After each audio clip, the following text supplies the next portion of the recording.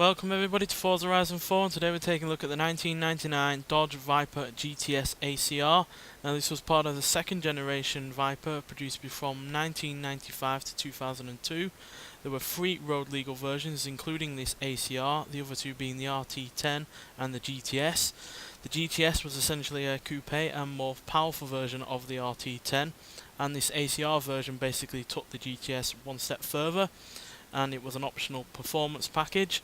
It included a revised air tank, which gave it a little bit of extra power at 10 horsepower. It removed the aircon and radio, so it was a little bit lighter. It had adjustable suspension, so you could fine tune it to your tastes, and it had unique 18-inch BBS wheels, which made it look a little bit different. So yeah, not massive changes over the GTS, but enough to make it a slightly better car.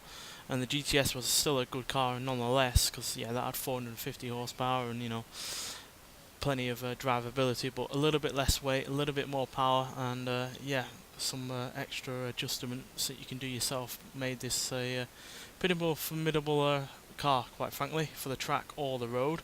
But as you can see, it is suited for the track as well, because not only does it have a harness in there for either passenger or driver, but like the GTS, it has a double bubble roof, so you could have your racing helmet on.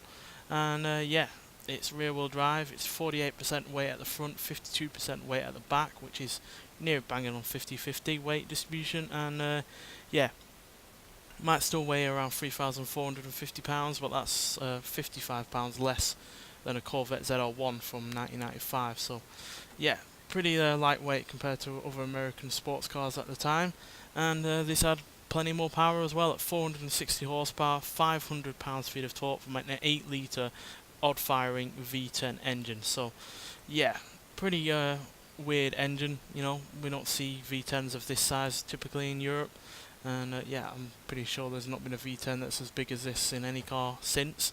But nonetheless, yeah, that's an incredible amount of power and torque. The torque is the big thing, because yeah, that's 115 pounds-feet of torque more than a Corvette ZR1 from 1995, as well as 55 horsepower more as well. So yeah, despite the fact that this is not quite as refined or quite as good looking as a Corvette, it's definitely a Corvette killer in terms of performance and handling.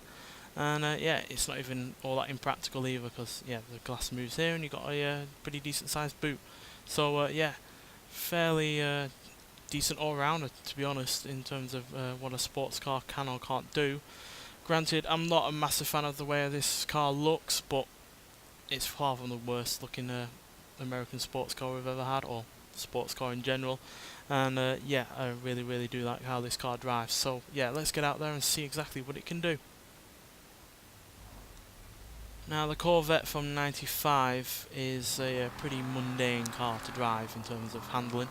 Not saying it's boring, but there's no real edge of your seat kind of driving experience, because it has plenty of grip at the back. It's got a fair bit of understeer at times from the front, and yeah, because it has a lot less torque and a lot less horsepower than this, it's a lot more manageable when you're at the limit.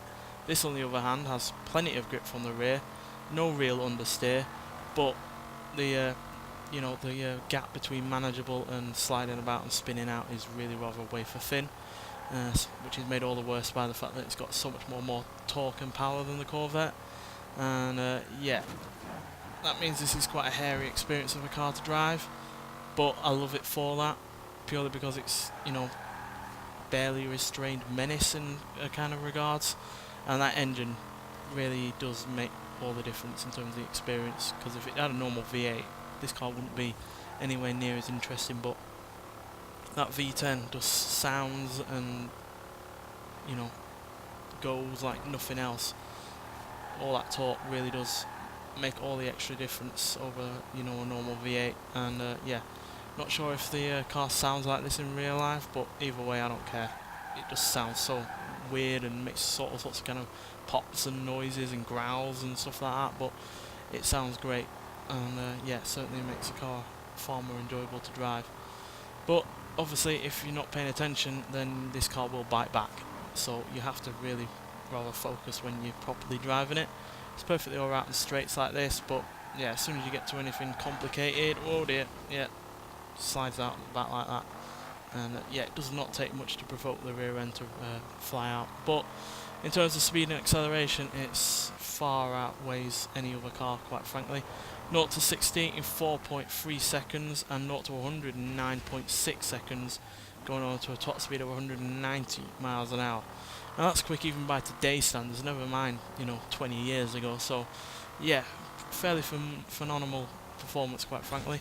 And that's 0.6 of a second quicker to 60 than the Corvette, and around a second quicker to 100. So yeah, it's got it licked in terms of acceleration over the Corvette, and also it's 10 mile an hour quicker at the top end. So yeah, Corvette killer, well and truly. And I know that Corvette is obviously older than this, and Dodge really didn't have any reputation to uphold with this car or its previous generation. It just came out of nowhere really, and obviously Dodge had never made a car like this before. The Corvette has a sort of a formula to go along with. Has to have a V8, has to be somewhat luxurious, somewhat usable every day, whereas this is just meat and potatoes really in terms of what a sports car should be. Big loud engine at the front, rear wheel drive at the back, and not much in between. And yeah, this does that perfectly, quite frankly. And yeah, it's easily one of my favourite, not only 90s cars, not even only American cars, but also favourite cars in general. Because yeah, there's nothing really out there like it at the time, and certainly nothing like it out there now.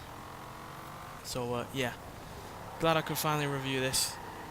I know it's been on previous Forza games, but up until now I've not really had the time just to review cars that come with a Forza game as standard. So yeah, I'm glad I've finally been able to, and I highly recommend trying it out if you haven't already. It's not only on this game, it's also on Forza Motorsport 7 if you want to try it out.